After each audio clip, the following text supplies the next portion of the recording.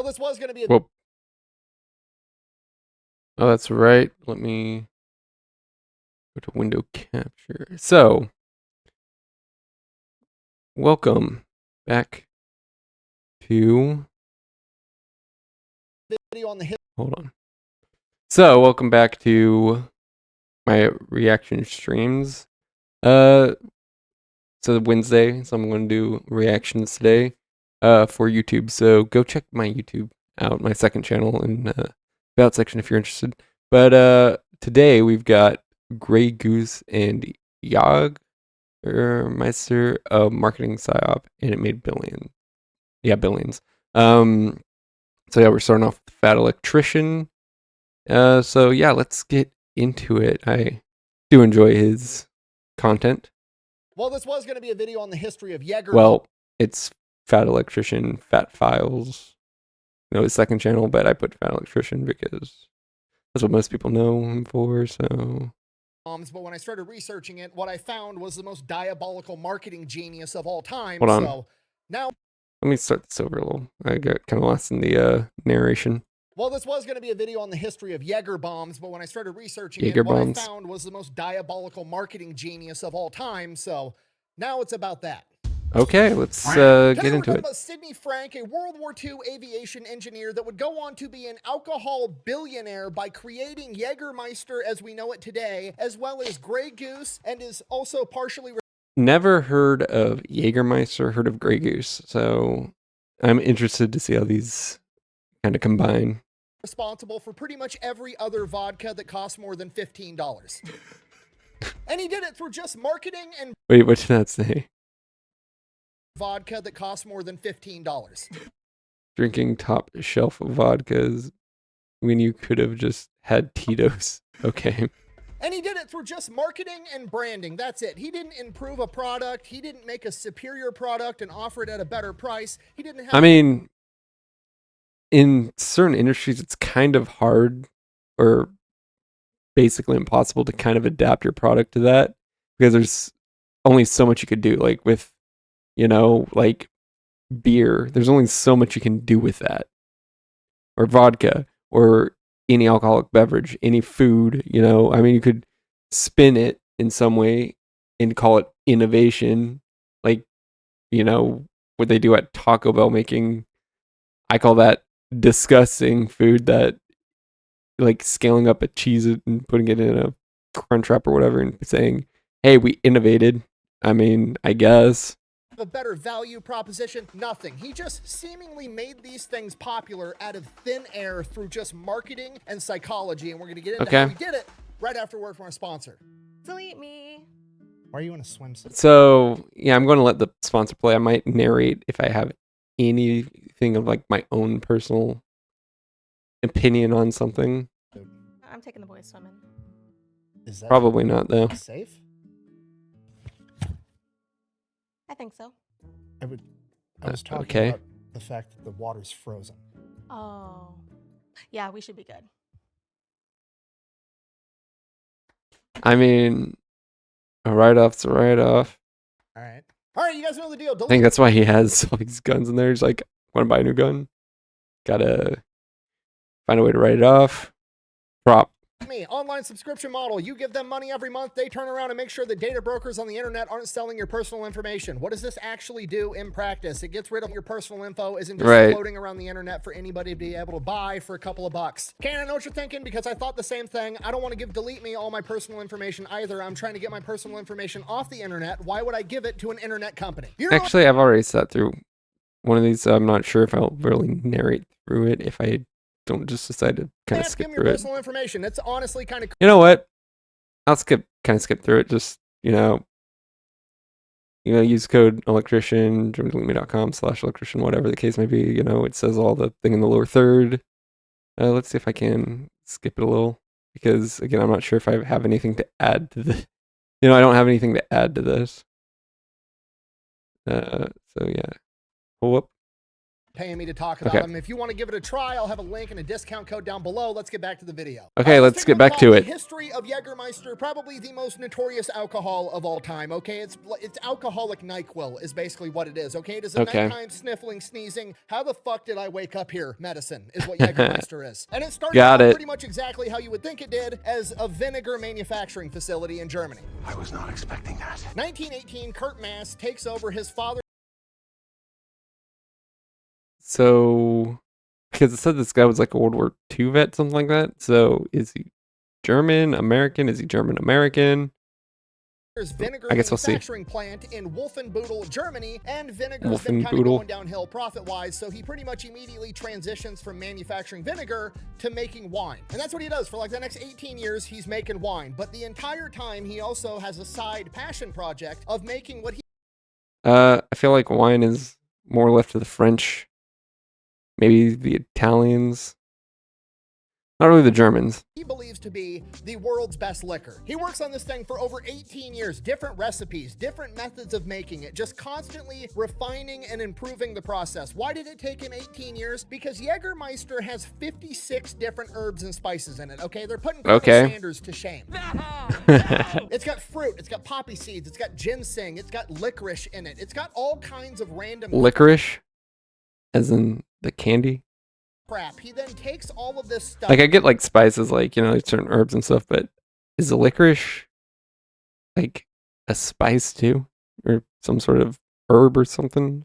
Like I only know like, you know, the licorice sticks. I don't really know anything outside of that. I'm not a cook. I don't know seasoning too well.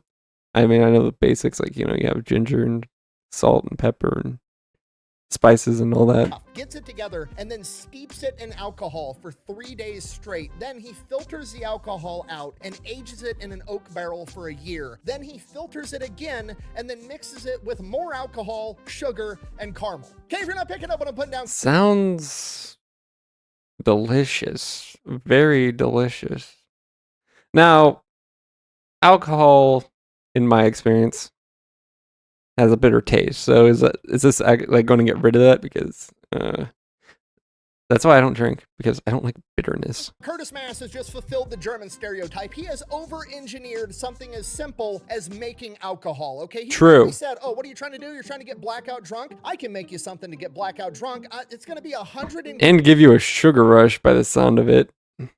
Ingredients. It's going to take a year to make, and the manufacturing process is going to be so complicated that it has 383 quality checks before you're allowed to drink it. Wow, that sounds really complicated. Okay. I bet Jägermeister tastes absolutely delicious.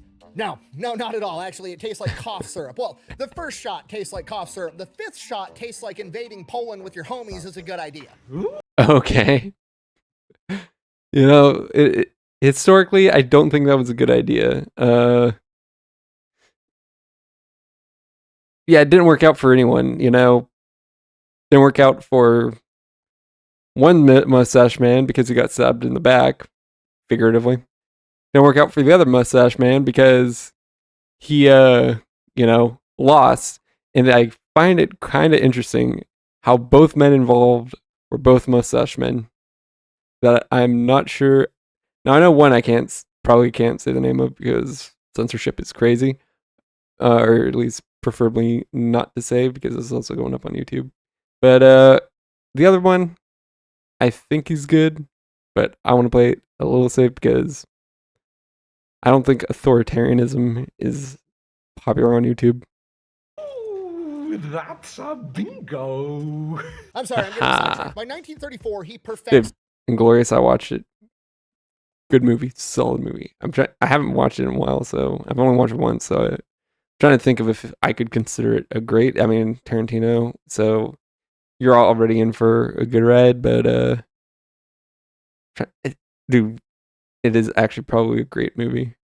His recipe for Jägermeister. Next thing he does is he has to come up with a name, and he decides Jägermeister, which is German for huntmaster. Hunting in Germany at this time was like a very prestigious thing. If you were a hunter, you were probably wealthy, had a lot of money. So he's going to market this product, which is interesting because, like, at least in America, you know, hunting is just a thing you do.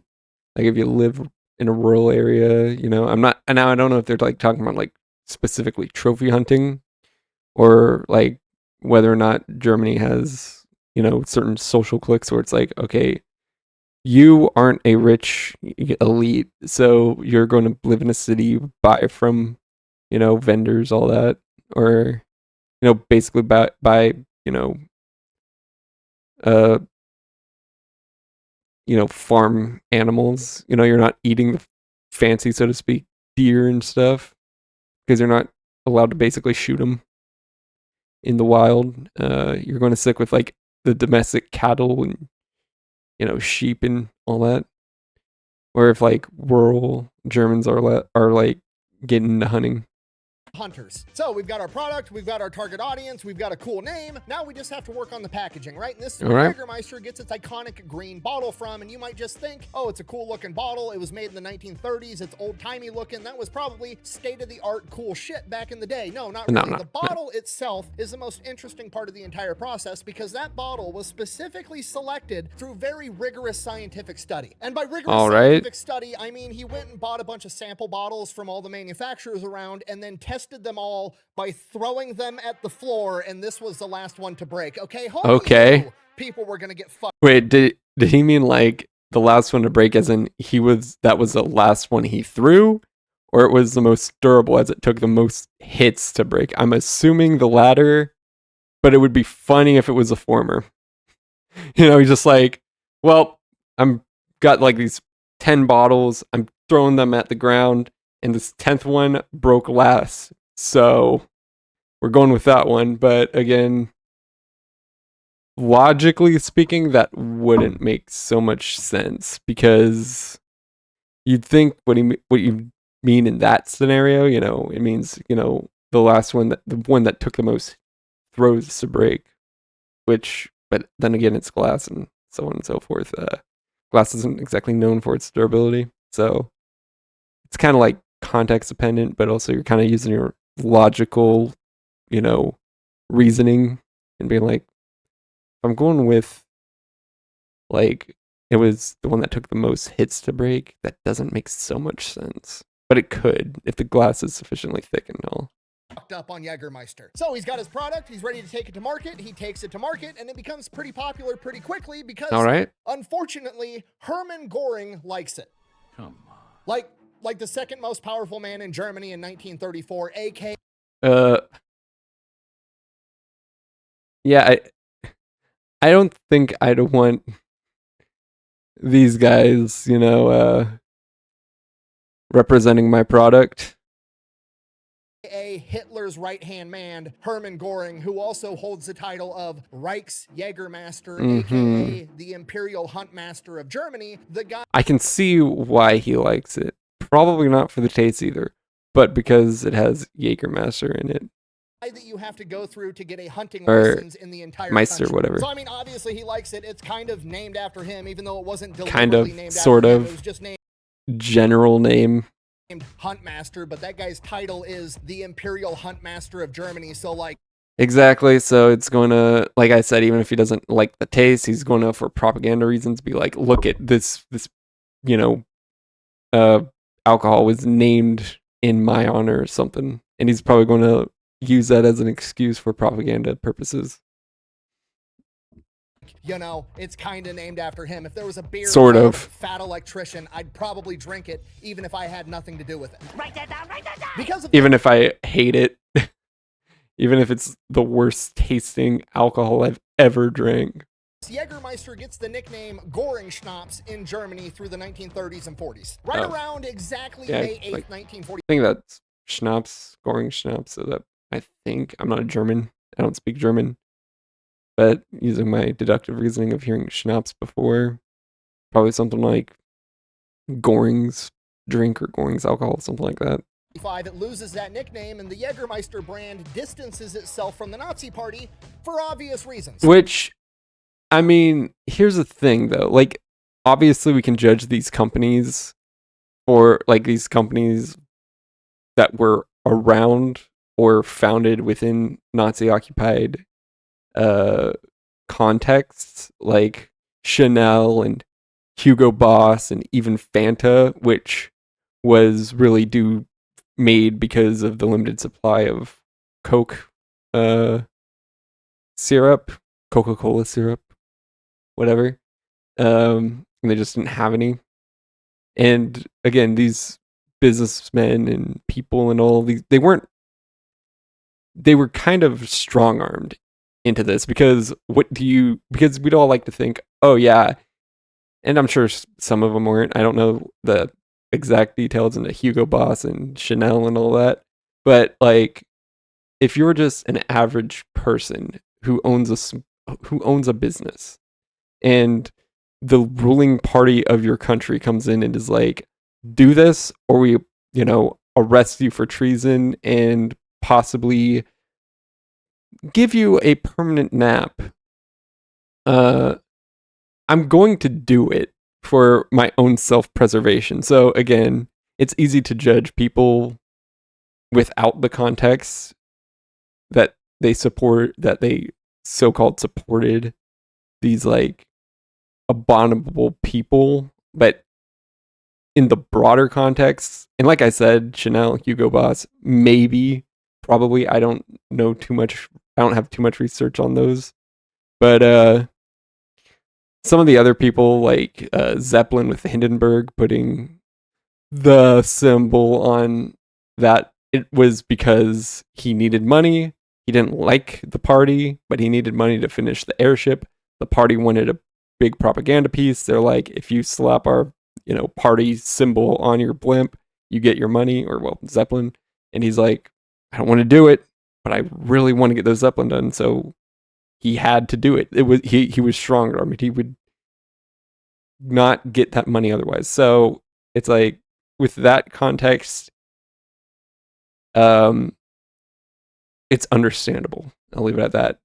I'm not saying you have to agree with it, disagree with it. It's just, in the context of the situation some of these people were put in, they did what they had to do to even survive under such an authoritarian regime, much less,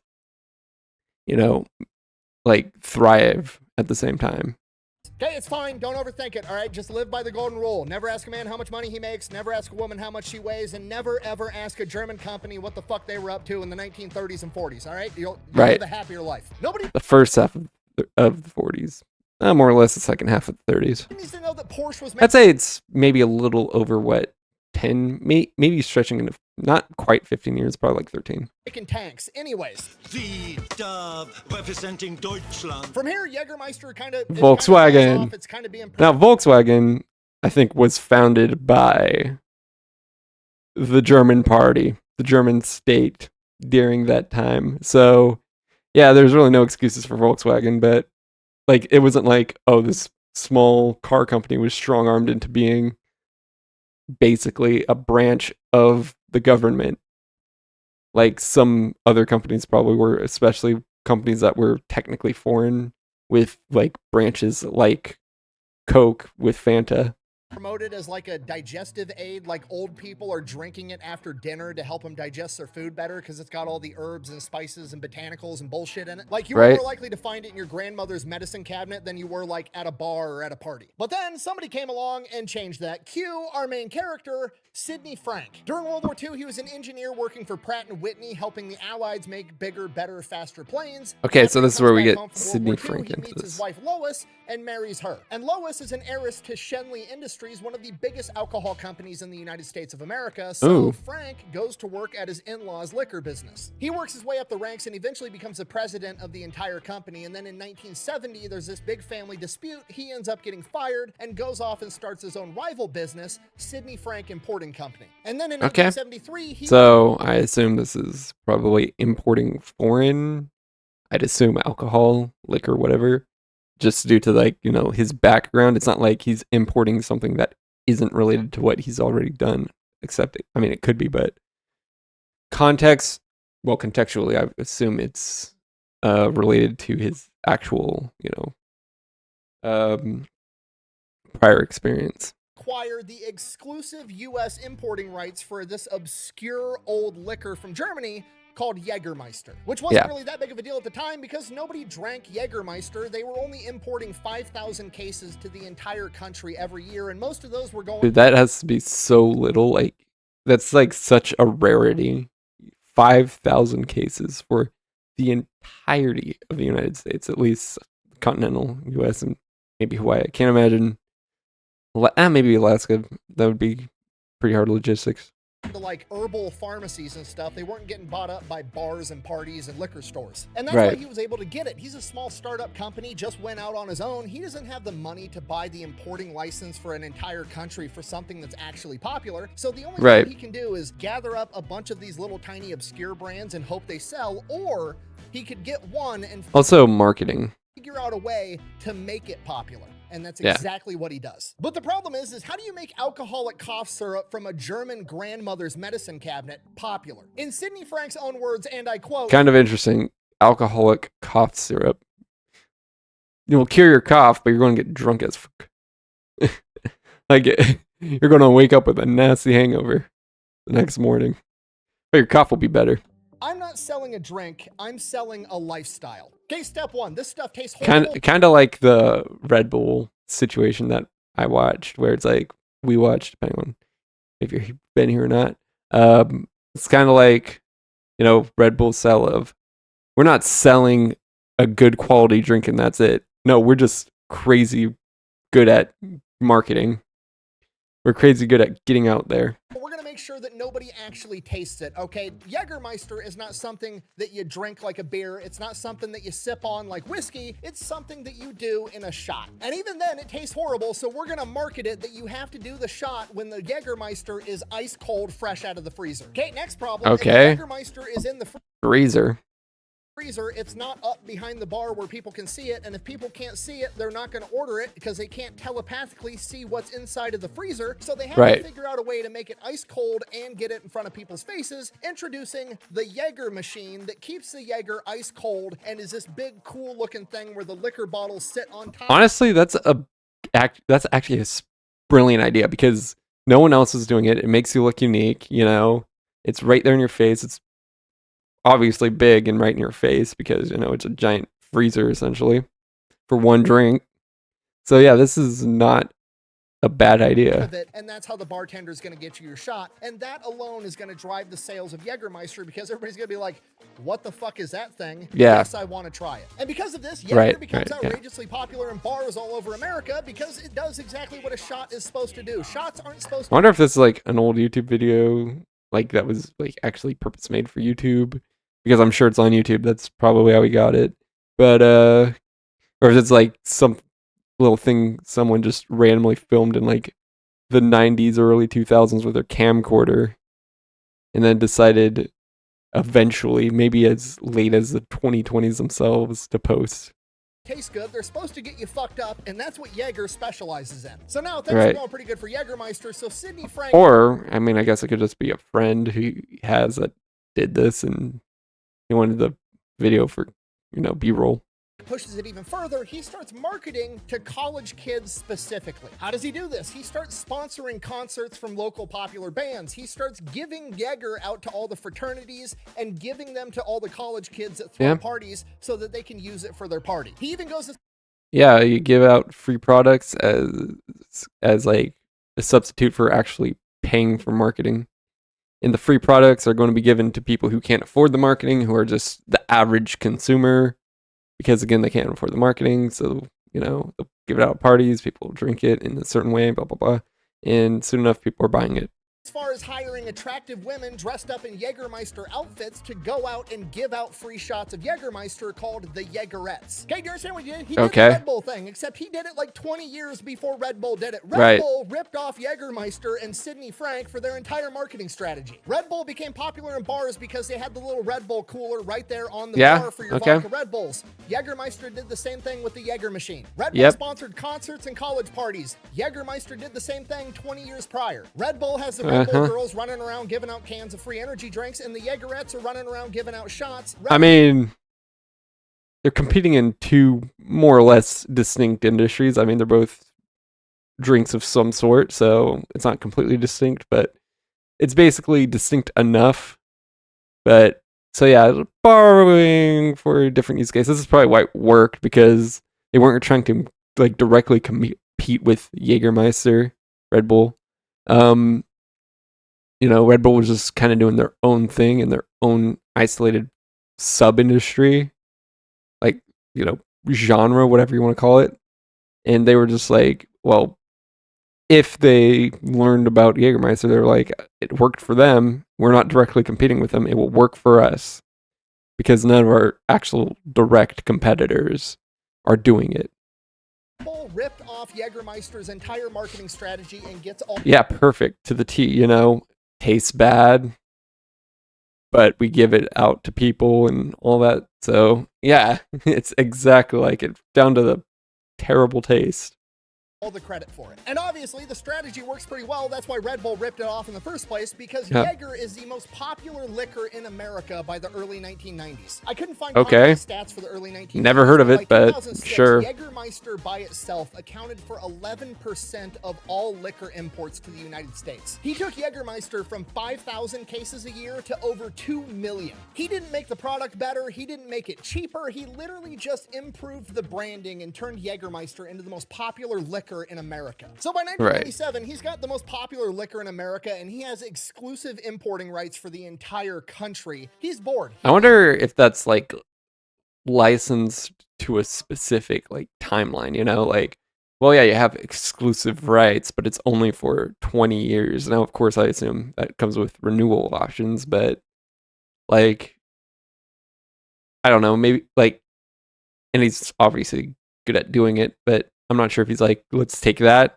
run with it, and just buy the company itself. Like, once you can build like enough brand recognition, you can probably bring in other companies that you do something similar with, and, you know, grow them to the point where your company as a whole is making more than Jägermeister, and then you're like, let's just buy out Jägermeister altogether. It's a new side project, so he decides, I'll do it again. I took alcoholic German cough syrup and made it the most popular drink in America. Imagine what I could do if I started from scratch and actually just got to pick the liquor that I wanted to make and then made that popular. So that's exactly what he does. So what's going to be the easiest thing to promote? Vodka. Why? Because vodka is literally, by definition, a neutral spirit with no distinct flavor, taste, aroma, or color. Okay, it's rubbing alcohol mixed with water. That's all vodka is. Which means it is the perfect alcohol to be able to launch a luxury brand of and not actually have to do any work on making a good product. Because the entire point of vodka is to look, taste, and smell like nothing. So what is the difference between luxury nothing and good old garden variety nothing? True. Nothing. So all he has to do is launch Literally just branding. That's it. brand and then convince people that his is fancy, and guess who's going to be able to tell? Nobody, because nothing tastes like fucking nothing. I True. can taste air. How's he going to do it? Step one, fancy name, Grey Goose. How'd he come up with it? He had already trademarked the name from a previous failed business venture. Step two, Okay. have fancy packaging. He looks around, he's like, okay, what are the most popular vodkas in America? Okay, the most expensive vodka in 1997 is Absolute Vodka, selling for $15 a bottle. It's short and fat, cool. We're going to be tall and skinny. They're the dwarves, we're the elves. Also, this could also help because it makes it give the appearance of more drink than there is, so people don't feel as ripped off as they probably are being, and they get more money. We're the fancy ones. And then instead of having a twist top like every other vodka on the planet, we're going to have a cork in ours. Does it do anything whatsoever? No, but it looks fancy. Absolute Vodka Okay. is also the most expensive vodka at the time at $15 a bottle. Double it. We're going to sell ours for $30 a bottle. Because if it's expensive, Honestly, it must be good. Not as outrageous as I thought it would be. I thought they'd be like going for like $50 at a minimum. So 30 is like $20 less than I thought it would be going for. Like, that's actually not horrendous. Right? Even if it's nothing. Step three, convince them that it's fancy. Convince them that it's luxurious. How are you going to do that? Well, all the vodka in 1997 is pretty much made in Russia and Poland. So what's fancier and more luxurious than Russia or Poland? Any country. I don't take Russia or Poland as being very prestigious nations. And I'd imagine back then they'd still think that. France. I mean, France is where all the Exactly. fancy shit comes from, right? That is like the fancy capital of the world is France. Like, their whole economy is fancy. It's not industrial. It's not entertainment. At least not, if it's not fancy, it isn't. You know, it's not anything of actual use. It's just fancy. That's their whole, you know, outward appearance.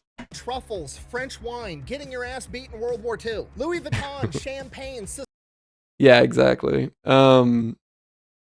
Food is at least of some use because, you know, you need it to survive.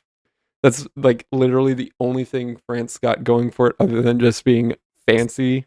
societal adultery to the degree that you have to make it illegal to have paternity In France, it's illegal for consumers to order a DNA spit kit. Activists are fighting over lifting the ban.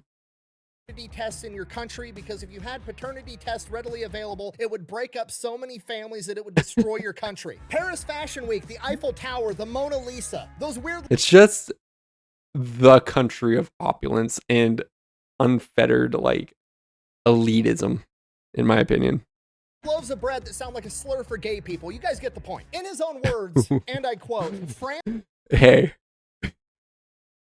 it's gotta be. It's gotta be. But if it had another letter instead, it would sound like a fancy slur. I'll give it that. has the best of everything. Not It's the going home of not going to say what slur that is, but it would sound like a fancy version of that slur. Not saying it's right or funny, but it is an interesting observation that I've never analyzed before. luxury. We can bottle that. But he's not going to stop there. He's not just going to say it's French vodka. He's going to co-opt as many fancy sounding words as he possibly can. He's going to have his vodka made with wheat from the Picardy region of France because it sounds like Bacardi. Is it better than any other wheat? No, but it sounds fancy. He's going to hire a It's the same strain as American wheat, in fact. distillery to make it for him in the Cognac region of France. This is the geographical location of where the Yeah, that's another thing. Like wine, like again, I watch Internet Historian about wine, right? You know, not on the channel, but you know, that's where half the like wine names get their name from is the region they're made in. You know, Champagne, Cognac, some other stuff. Others are like the grapes they're named after. the vodka is distilled affected in any way whatsoever? No, but he gets to say cognac in the advertising now. And then he's going to make sure that that distiller in the Cognac region of France filters the vodka over champagne limestone. Is that better than any other type of filtration method? No, but he gets to say champagne limestone. So hey, it's got to be fancy. Make it look as luxurious as possible. He uses that to basically shit on every other vodka brand because every other vodka brand at this point in time usually brags about how many times their vodka gets distilled, with the implication being the more times it's distilled, the better the product is. For example, Absolute Vodka claims that they're distilled 100 times. Frank flips the script. He goes, well, because I'm using such superior products, I'm using Picardy wheat and I'm filtering over champagne limestone and it's distilled in Cognac, France, I only need to distill it one time because my ingredients are so much better than yours. Interesting. He's doing the exact opposite. They're like, because all these other products are like, yeah, our inherent, you know, like ingredients are bad, but we distill it so much they become good. He's like, nah, my products are, or my ingredients are inherently good. They don't need to be distilled more than they have to be distilled to be considered alcohol. So we're just going to say, we just need to distill it once.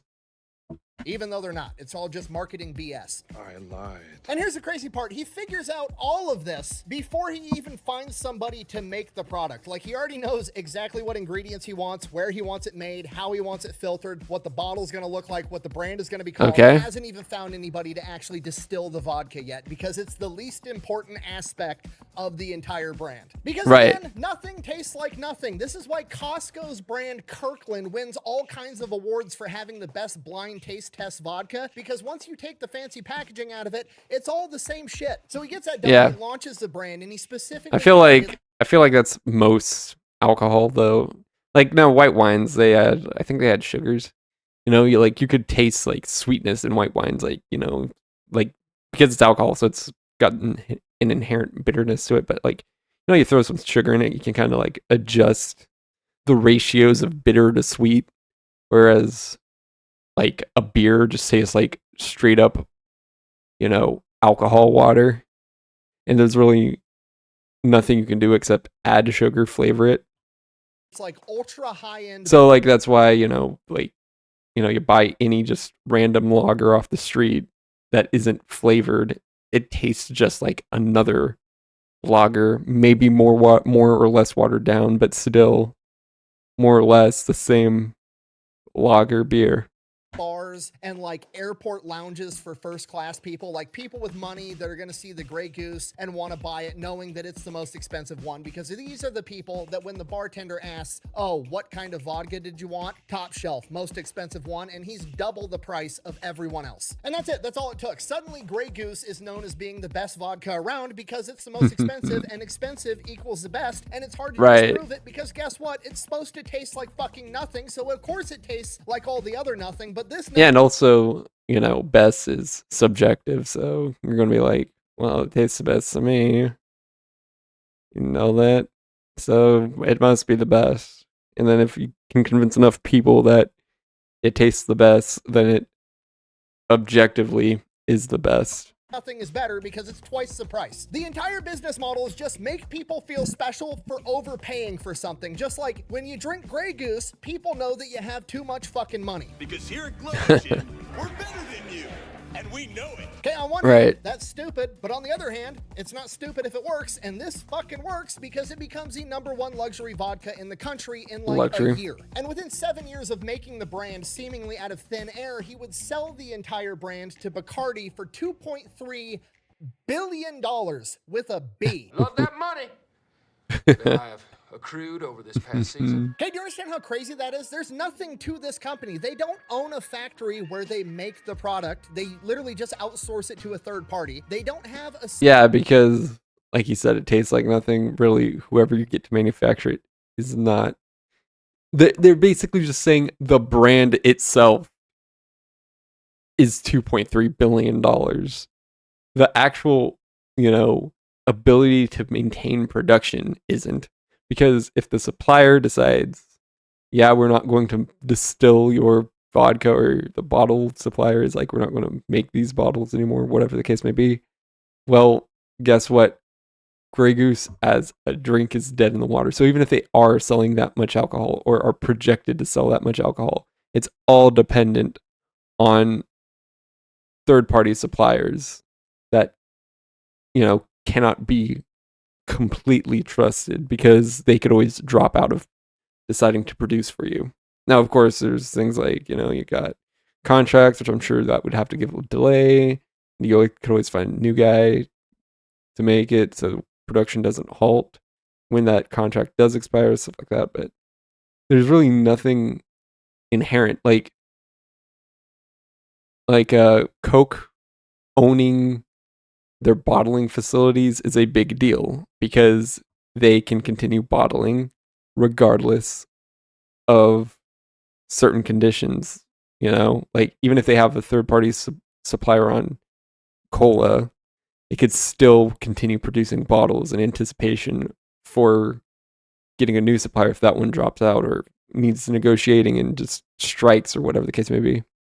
Secret recipe that somebody's buying the rights to. It's just whatever fucking vodka you want to cram in the bottle. They literally paid $2.3 billion just to have the right to the Grey Goose bottle and the words Grey Goose. That's it. $2.3 billion for a name and a bottle design. And the rest of the business world sees this and they're like, holy shit, that's brilliant. We should do the exact same thing. And this basically was the birth of the ultra high-end luxury vodka market. Everybody else was just doing the same exact thing, trying to be special and luxurious. Like, oh, this one comes inside a skull. This one's got gold flakes in it. This one's made from grapes and is sponsored by people. Doing something that is, not actually going to do anything. Like, people don't care about the skull. They don't care about this or that. The thing about Grey Goose is its marketing, not like its look.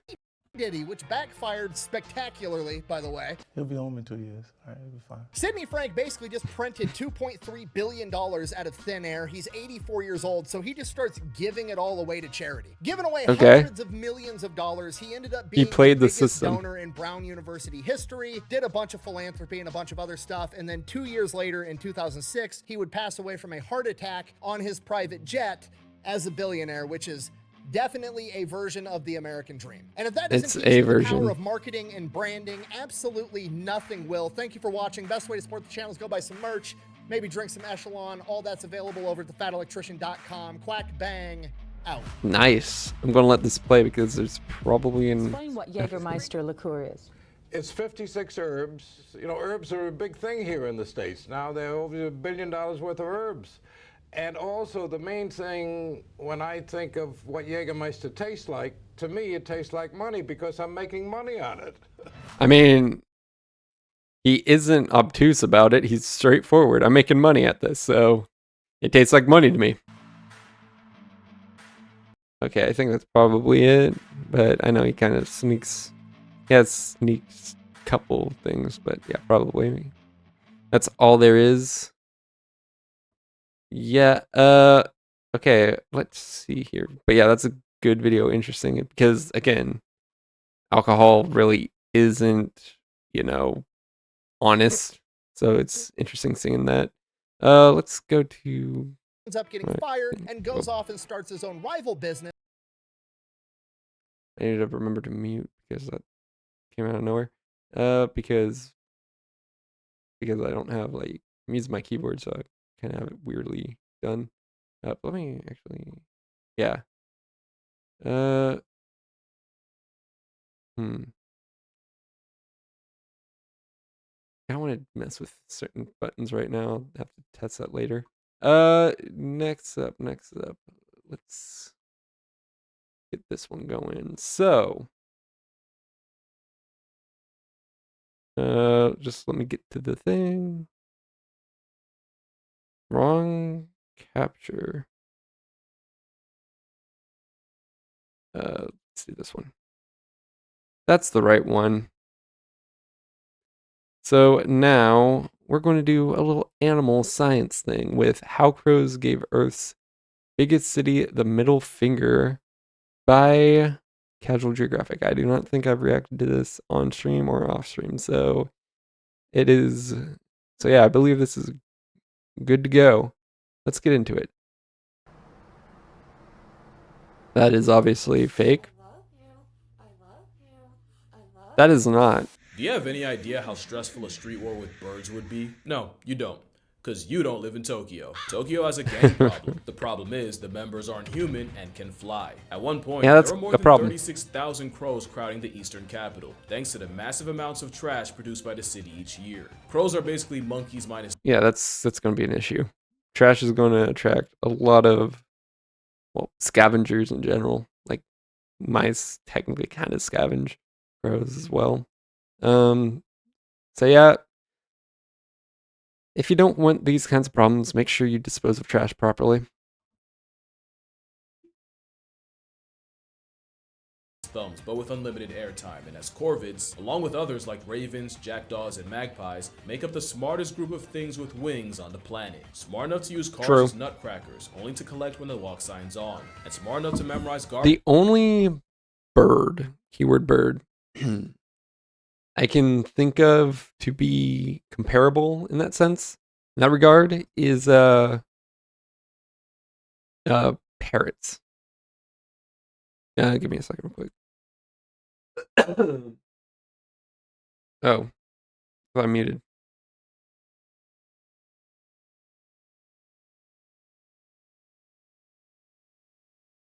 Needed to clear my throat a little. Garbage routes for different parts of the city, just to snatch trash before the workers do. But a habitual feather menace won't just wait for you to trash it, as Tokyo crows have robbed people to steal their loot. The bird called Garasu has bloodied the faces of school children while trying to make off with candy, and have even broken into classrooms to raid lunchboxes. They'll also storm zoos. That's the thing. With intelligence comes, well, I mean, I guess this is kind of I hesitate to call it malicious because it's just them doing something, but at the same time, it's with the distinct intent to cause harm, especially if they don't get their way. So I'd say it's malicious. For a living lunch. But yeah, with intelligence comes malice. Often in the form of kidnapping baby prairie dogs and ducklings. Not to mention they'll attack livestock, pecking at the udders and causing cuts that can lead to infection. That is if they don't just bleed out. In 2017, Tokyo's government received over 600 complaints of civilians thrashed by the aerial urbanite, with most coming in the spring, their nesting season.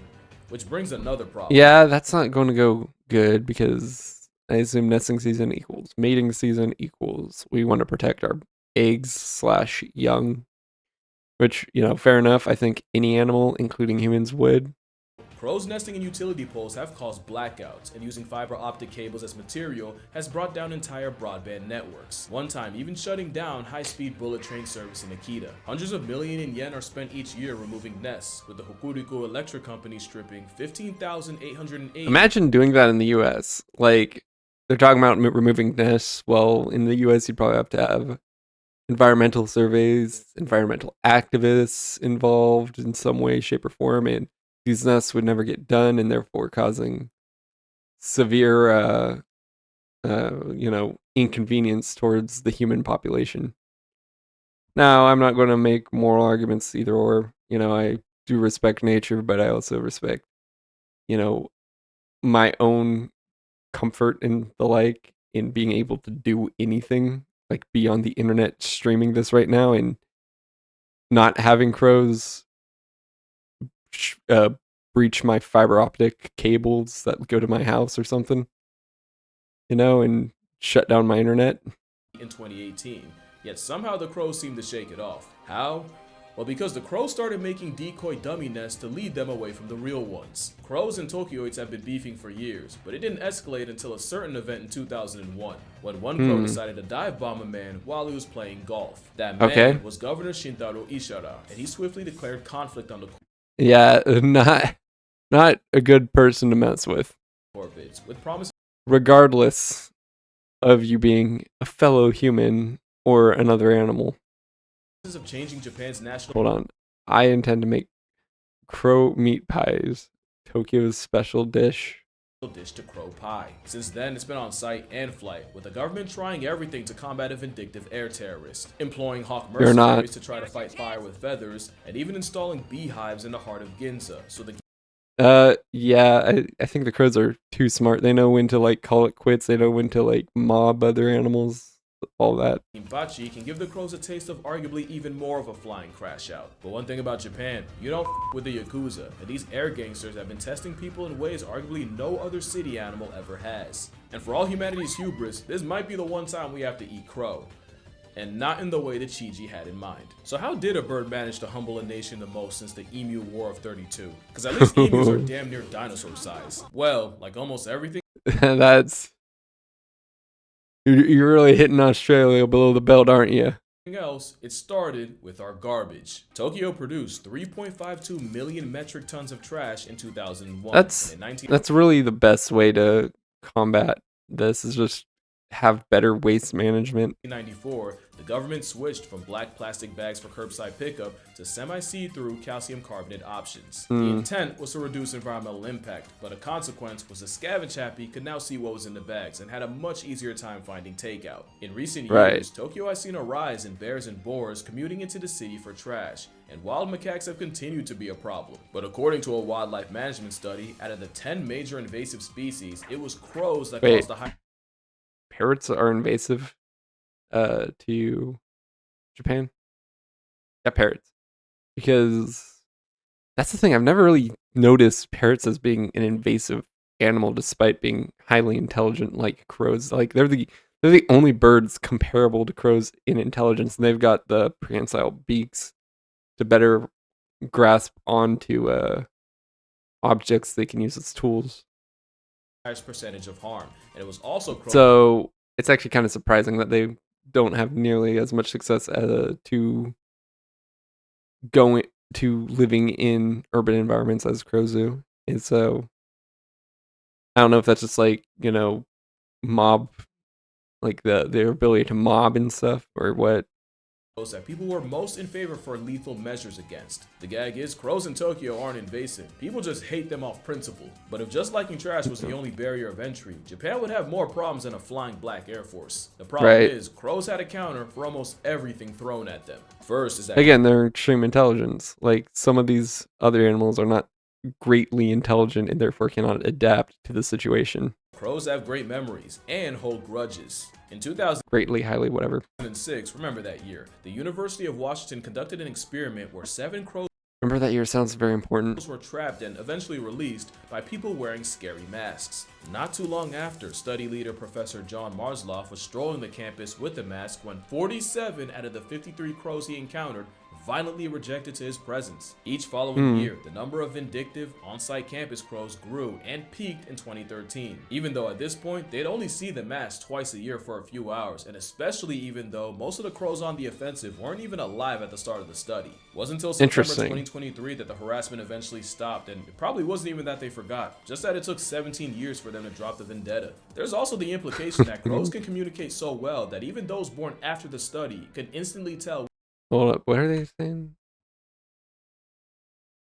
The implication that crows can communicate so well that even those born after the study can instantly tell which mask meant bad. So yeah, that memory is good for more than just garbage routes. You do wrong by a crow, you're screwed for a very long time, which Tokyoites have learned the stressful way. One man, Hiroshi Takaku, saw a couple of his colleagues being attacked by a few crows and fended them off by swinging his belt. The crows backed off, but the next day, they returned to work to find hundreds of crows posted up on their building of business. Yeah. So safe to say, conventional extermination doesn't really work on an animal that can learn the look of the workers doing it and will mob them on sight. They also tried traps where they'd bait the crows with food like lard and then gas the captured crows with carbon monoxide. But not only was that method way more costly than it was worth, they didn't expect a group of goth tweeties named Murder to turn death into a life lesson. Crows have funerals, but not the kind that you think where they mourn the dead. In fact, they're more likely to anyway, when a crow sees another dead crow, it'll often call out to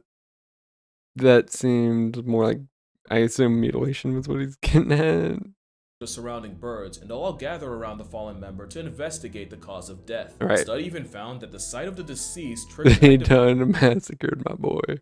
in the part of the brain associated with higher order decision making. Because crows understand cause and effect enough to realize that a threat to one is a threat to all, so they'll recruit others to investigate the cause of death. It's why crows will sometimes avoid a field for years if they see a past tense crow there once. The same study also found that crows imagine especially if they can't conclude the cause, therefore they're like, we don't know if it's another bird that may not be there in a year, 2 or even 3, or if it's like a fundamental part of this thing, like, you know, a tree dropping acorns and therefore leading to the bird's untimely lack of existence, dirt nap, whatever you want to call it.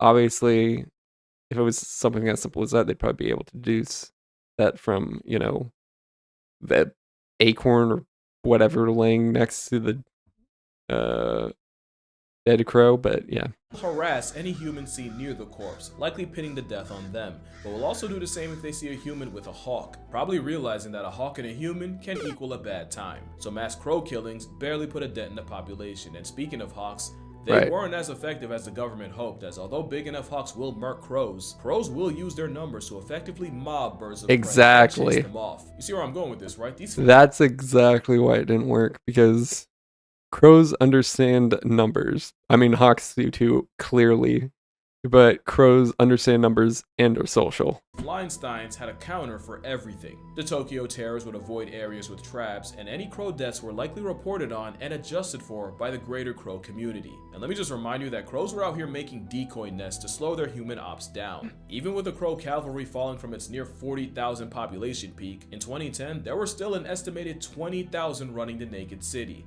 causing the government to get even more creative. The naked? Where did that name come from? This is how bad it got. Tokyo had researchers studying more than 10,000 different crow sounds and isolating the specific sound they make in response to a predator, and playing those calls on loudspeakers near trash sites. Basically what Pilot Will... Yeah, that's going to work until crows catch on to it. To the orcas, Japan had to resort to with a bird.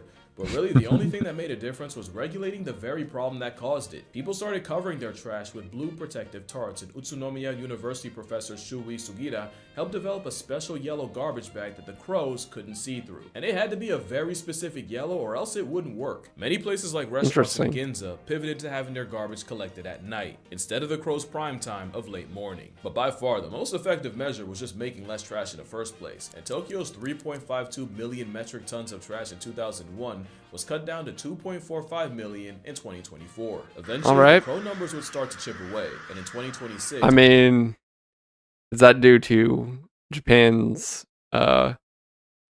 lack of birds and therefore less people to dump that trash, or is there like some sort of like recycling or something like that going on?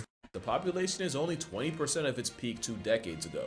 That was the only way a trash terrorist was going to be beat, as bird experts noted that the traps would only work on younger, dumber crows, and that the birds even figured out how to work around the protective tarps. But some experts worry that the war isn't over, that it's only a matter of time before the next wave of street-smart crow fiends rise up again. Crows are just too smart to be defeated by conventional methods, because crows are not a conventional bird. In fact, they might have the most unconventional form of self-defense. Crows are the biggest trolls in the animal kingdom, and I don't think it's close. But what if I told you the rage bait's strategic?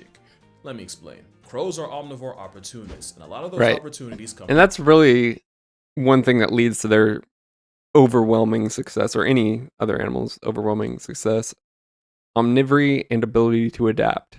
You know, like crows are not, for whatever reason, in their natural environment, or even parrots for that matter.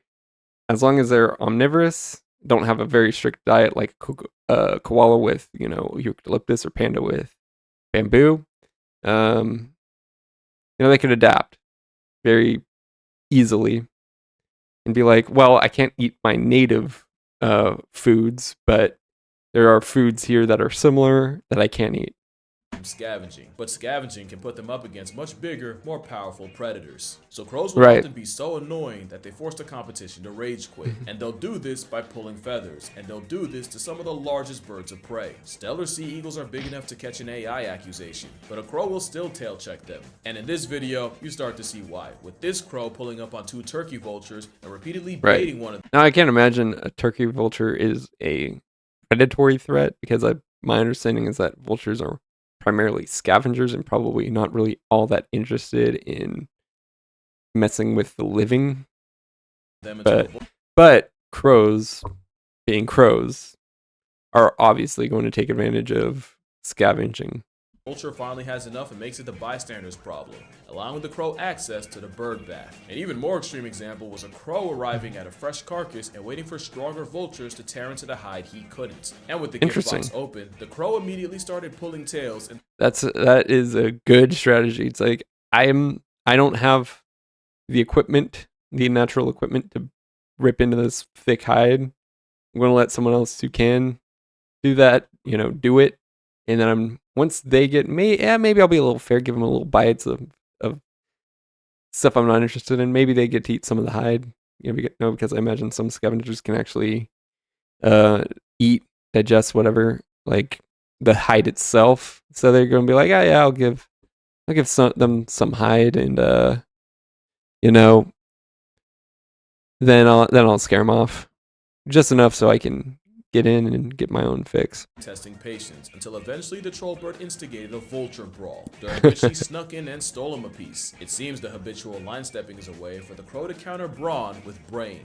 But crows will use troll tendencies on anything from seagulls to eagles, from deer to dogs. But there's one animal that always seems to fall for the rage bait. The number of catfights provoked by crows is actually insane. I don't know what that crow said to that cat to make him crash out like that, but surely someone's mother was involved. And then they're always right there to enjoy the violent fruits. Both cats survive this. Crows don't want peace. They thrive off problems. Just to hover above it like a boxing promoter. Now, it's possible the crows recognize the cats as a threat, and this is a 900 IQ play to kill 2 birds with 1 stone, or 2 cats with 1 crow. It would make sense for crows to turn cats on each other, especially if they have fledglings or a nest nearby. But crows are also smart enough to just do stuff for fun, and they're smart enough to use tools to do it. So I can 100% see crows using live cats as tools for their own Let's spin the wind. Especially since in a lot of these clips, the crows don't look like they have anything to gain. No food, no agenda, just free will and love of the game. So what do you think? Anti-predator? Again, possible that they're trying to antagonize predators so they're not at risk, which would be, you know, an evolutionary advantage, but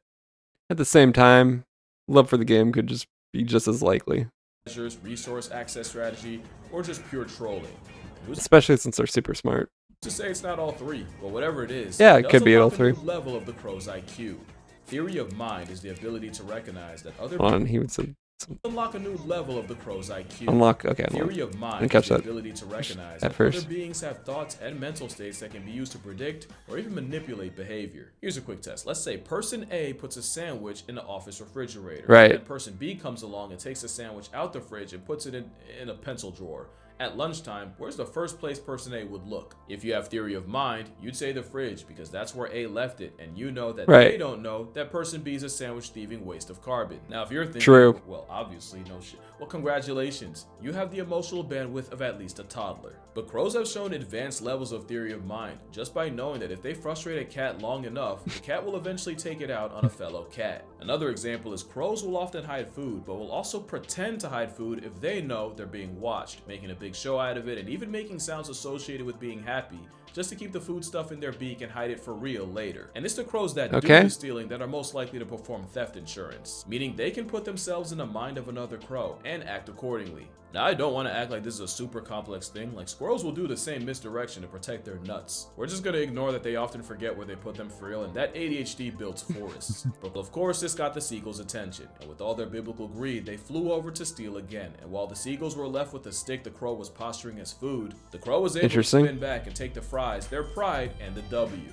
Along with theory of mind, crows were also able to pass Aesop's test. In this one, the animal I know had the about this foresight stuff. to understand that they could reach a treat in a small tube by dropping stones to raise the water level high. Yeah, but I was obviously, I was aware. I shouldn't say obviously. I was aware of their understandings of water displacement and the like. I wasn't. I guess I didn't really consider it as a concept, but I wasn't really familiar with theory of mind as like an actual scientific understanding. I mean, obviously, as a human who, also has theory of mind, just kind of intuitively understand it. So I don't really think about it as a scientific concept until someone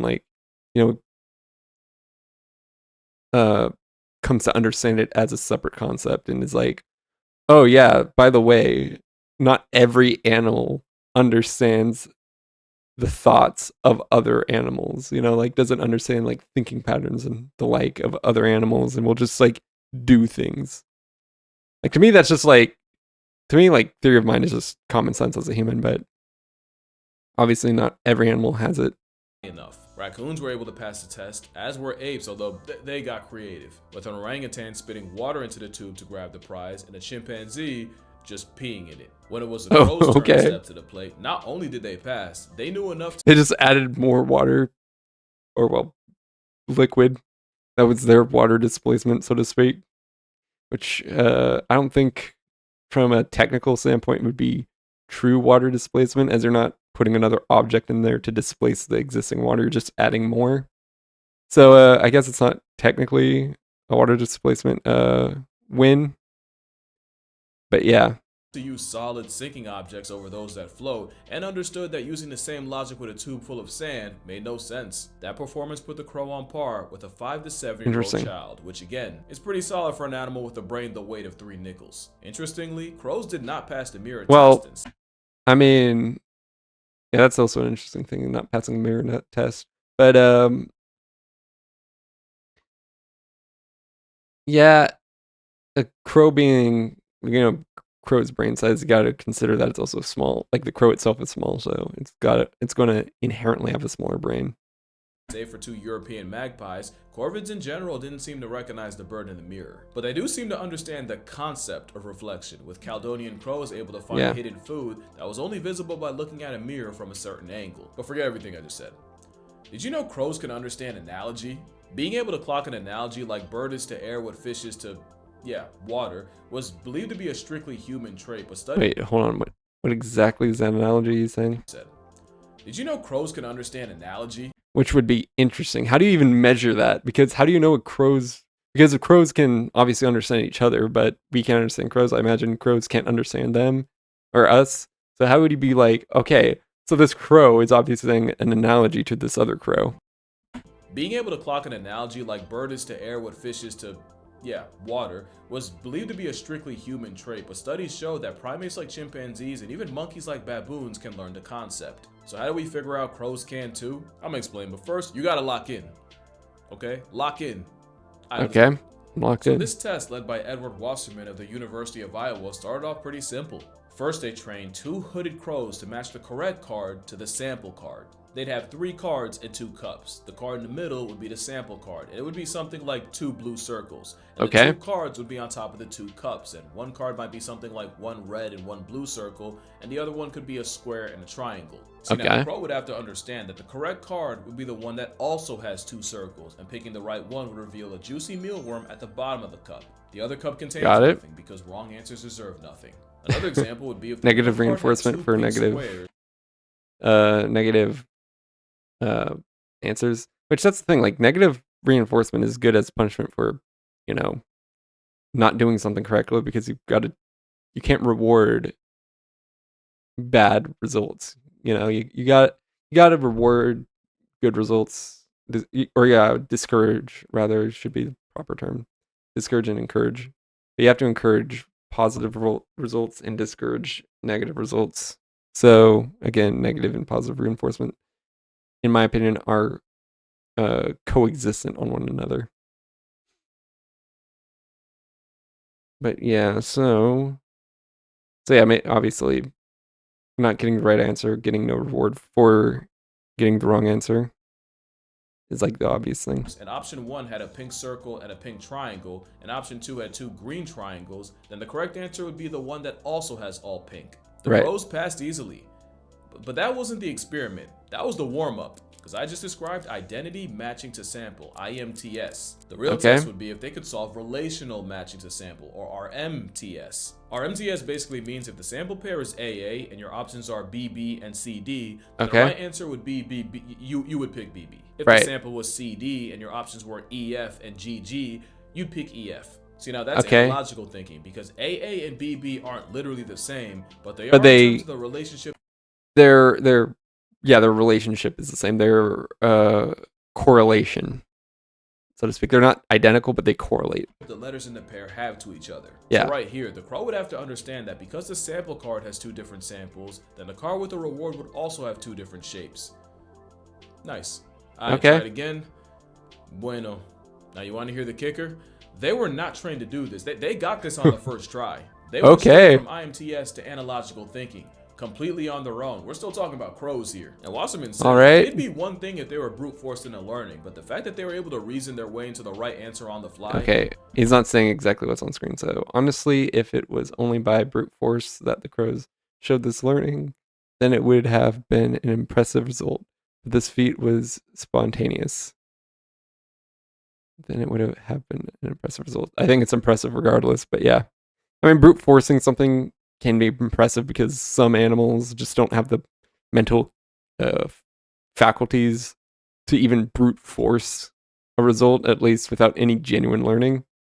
But yeah, spontaneous learning is like the pinnacle of intelligence, at least in relation to a specific thought process. You almost have to reevaluate how smart you think they are. And that's why you're Right. not ready for the crow revolution. Their greatest weapon is their mind, and you can get wrecked purely off of pattern recognition. Lisa Joyce was attacked by crows during a 4th of July celebration in Vancouver. What was weird was, out of the hundreds of people outside, Lisa was the only victim. The harassment only got worse, to the point where she had to change her commute because a literal murder would be waiting for her outside on her way to work.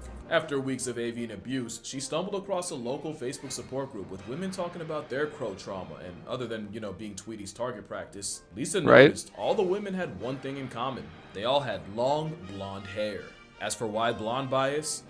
Well, you might find your answer in Seattle. That's where science writer and fellow blonde Lynn Peoples was jogging when she took multiple bird strikes to the back of the dome. Later in her jog, she saw a man, probably having a mental episode, absolutely crashing out at the birds at the park, chasing and kicking at them. Birds that included crows. He also had a long ponytail.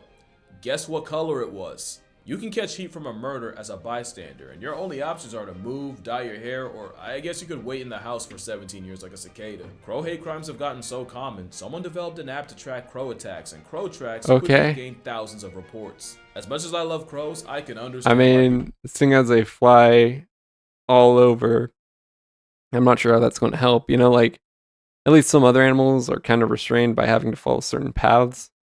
Crows, they're like, I could just go over this path easily. or this obstacle easily. People are terrified of them. They're the most human bird on the planet, and that is really uncomfortable Yeah, you can understand where Edgar Allan Poe was getting with the Raven, to some people. Well, let me and that's exactly why. That's exactly what I'm talking about. make it worse. Because corvids like crows, but especially ravens, have had a relationship with wolves that is eerily familiar. You see, corvids will Eerily. scavenge off wolves' leftovers, but often it's the flying dry snitch that leads the pack to them in the first place. In return, the wolves seem to tolerate the birds picking at the meat once the wolves have ripped it open. But it's not just a business relationship, as ravens and crows have been seen playing with wolves in Yellowstone, sometimes grabbing sticks to play tug-of-war, or sometimes even flying above the wolves to get them to jump at them. The birds seem to especially favor playing with wolf pups, and naturalists watching swear by corvids having emotional bonds with specific members of the pack. Interesting. Not to mention Caledonian crows, you know, the ones that pass I the say that, but I have watched videos related to crows by him specifically and all this talk. So yeah. test can not only use tools, but they'll build them, like with multiple steps. Like if you give a Caledonian a box with food and a bunch of sticks, but none of the sticks are long enough to reach the prize, the crow has the presence of mind to combine multiple sticks to retrieve the treat. That kind of compound tool use basically puts them at primate tier. So let's see here, able to use tools, hold grudges, wage straight up war, befriend wolves, understand analogies. Yeah, either they're the humans of birds or we're the Obviously crows not a wolf, but I couldn't not add this. I mean, dog, very closely related to wild wolves, like technically to the point that it's the same species because, you know, able to produce fertile offspring and all that. But so yeah, I mean, about as close as you're going to get within the domestic environment. primates. And that's probably the biggest reason why people fear them. For this video, drink water, hug your mother. Wait, did it? And that's probably the biggest reason why people fear them. For this video, drink water. Okay, I hug don't know your what's mother. going on I thought there. I'd welcome our imminent avian overlords, just for anyone watching. Acknowledge your father, and I'm And that's the thing, like crows do to some degree have an advantage over humans because they could just fly wherever. And I mean, also we have certain moral issues with just hurting everything we come in contact with. But that crows really don't have. But again, their ability to fly also gives them a step up. So if they're very intelligent, if they were as intelligent as humans, as well as having like proper hands, so you know, make very complex tools, even going as far as building, like proper building construction. Yeah, it would be a very scary time to be a human. gonna see y'all in the next one.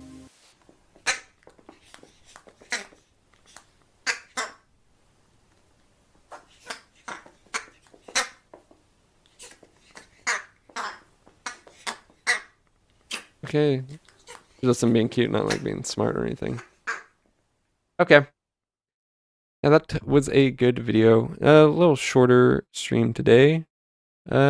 So yeah, let me get over to where I was going. So yeah, that was a solid video. Let me actually say I'm going to do shorter today because you know, reactions, I don't want to go over 2 hours, and reactions really usually aren't that ridiculously long. So yeah. That being said, let me go over and check my options here. Let's see.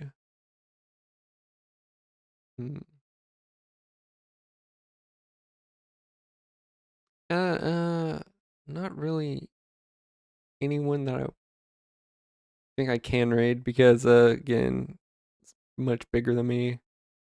Stuff like that. Actually, I have it in the wrong setting. Go to